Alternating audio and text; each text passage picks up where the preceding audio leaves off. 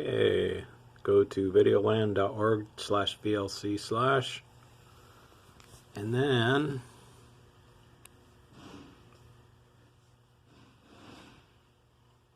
you go to here and you want Windows 64-bit. You're going to click on that.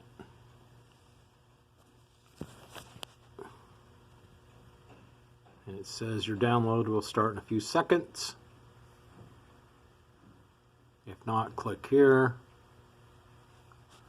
And it did down below there. This is what you want to do with VLC 3.0.12 Win64exe from plugin purdue.edu.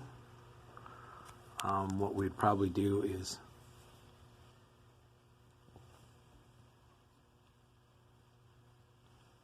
we can save it, we can run it. If we run it, it's going to install it. I'm going to run it.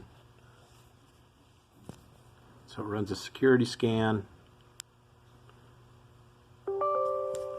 Then it's going to ask you if it's okay to install it. And I'm going to tell it yes.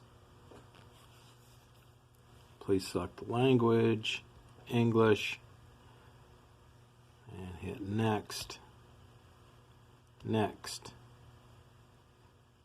next, and then install.